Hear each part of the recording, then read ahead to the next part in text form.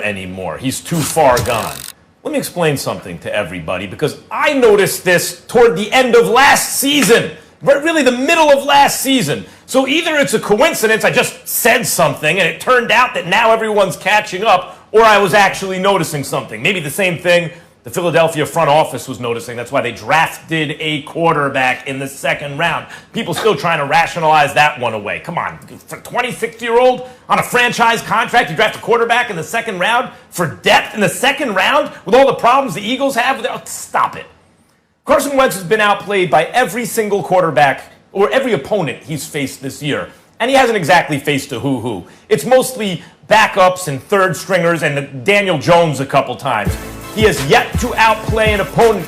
He's thrown 14 interceptions in 10 games. He turns the ball over in Eagles territory all the time. His mechanics, decision-making, everything has shockingly regressed, right? So when did I say sit him down? Weeks ago, when you could have held him accountable. Doug Peterson won't even answer the question directly whether he has the autonomy to bench Carson Wentz, because you hear things like Wentz has a direct line to the owner, which is always a problem. He's been enabled, and his worst tendencies have been enabled. But how did we really get here? That's the important thing. Who is to blame? Well, can we see a three-shot, please? I want everyone to take a look at this gentleman right here. Let's see a three-shot. There he is. Dan Orlovsky. I blame you and people like you. Because last year when I noticed that Carson Wentz was regressing, and you have forgotten more football than I ever know.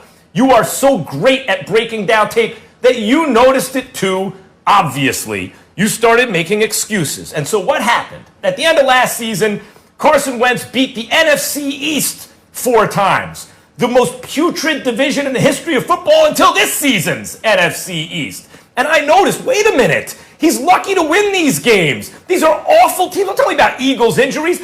Those teams basically always have injuries because they have no players. That's why they're terrible. They have no talent, right? So they're awful. And Carson Wentz beats those teams, turning the ball over on third down in the fourth quarter, lucky that his team recovers it, those kind of plays. So at the end of this season, instead of doing real soul searching, what do I have to get better at? Maybe I need to be more accountable on drives where I'm trying to do too much. Maybe I shouldn't play hero ball. Maybe I need to know when to throw the ball away or take the sack, right? Instead of doing real soul searching, he was emboldened because he turned on the TV and heard Dan Orlovsky talking about how great he is, and you, Stephen A. Smith, who should know better. You backing it up. Oh, the Eagles with all these injuries, it's not just Carson Wentz's fault. Yes, it was. He was enabled and emboldened by people talking about how great he was. The offseason came, and he's sitting. What he needed to be doing was real soul searching. What do I have to do better? What do I have to correct? He has done none of that. The mistakes have just gotten worse. His coach is scared to answer the question whether he has the autonomy to bench him. I told you weeks ago he needed to be benched to be held accountable. I don't think Carson Wentz will ever be the Carson Wentz from 2017 again. Well, first of all, if you're going to go on such a lengthy soliloquy, you should at least have the decency to answer the question directly. Is it time to bench Carson Wentz? The answer isn't, it doesn't matter. There's a yes or no answer to that question, which you never gave us. That's number one. Number two, I'll give you the answer. The answer is no. It's not time to bench Carson Wentz. And here's the reason why. Doug Peterson told you why. Dan, you saw the quote. Max, you saw the quote. What did the man say? To bench Carson Wentz is basically conceding that your season is over. Right. If that ain't an indictment, what is?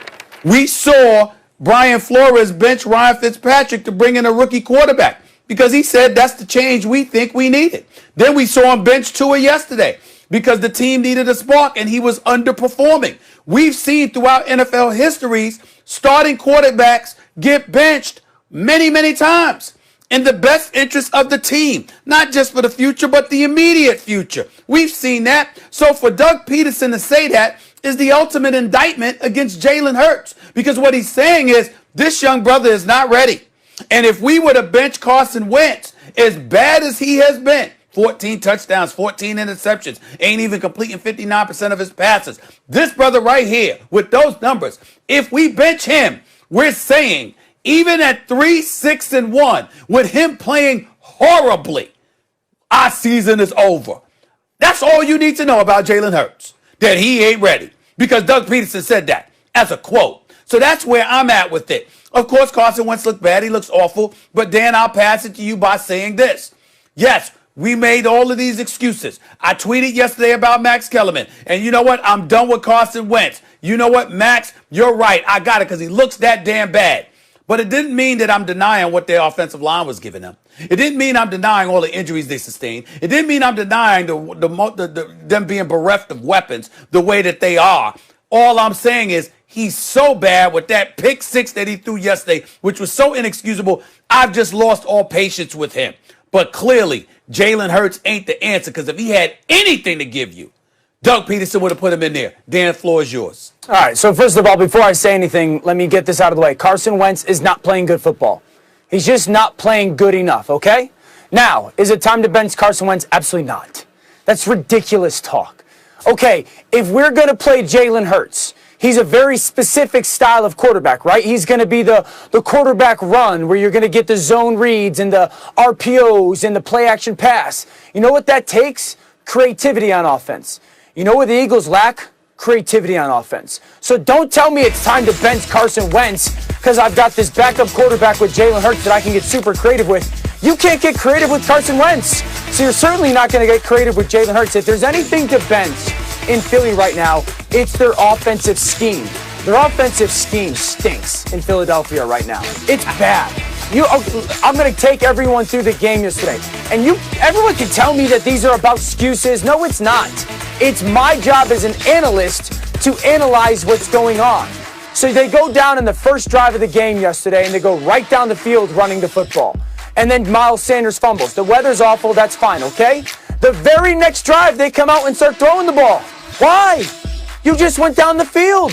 You just went down the field running the football. 2nd and 7. The interception for the pick six, okay? 2nd and 7. One, it should have been a run. Number 2, let's say that Carson Wentz misses that read because it's a muddy read. There's a linebacker in the vision. Safety might break in the ball. Let's say he misses it and he throws a check down. The check down shouldn't be a pick six. Rodgers, pick up the corner. The ball's going to be out in space to Miles Sanders one-on-one, and everyone's going to go, wow, Carson Wentz not playing hero ball, getting the ball out of his hands, ends up being a pick six. The one with Alshon Jeffrey, that's just a jump ball. So listen, Carson's not playing well, but you're not going to bench Carson Wentz. You're not creative enough on offense. Dan, so these you're aren't missing excuses. the point. Max, no. Here's the thing, Max. You continue to go back to last year. Last year was an NFL. There's a reason I go back to last year. Dan, I go back to last year because you were telling me I was crazy. Max, but I was noticing a trend, record. and it has continued. Unless you think I was just making it up and I got lucky in the prediction year? Because I was making it up and then suddenly he's fulfilling the prediction. I saw it happen last year. Max, internal hold on, clock, Max, real quickly, decision making, the way he sees the field, ball security. But he broke an NFL record. Everything is bad, and it started last year. Wait a minute, But in the middle of that, he broke an NFL record. Benching him is about accountability. It's not about Jalen Hurts giving them a better chance to win that game. You must hold Carson Wentz accountable. As Donovan McNabb was once held accountable and benched during a season, he wound up in the NFC.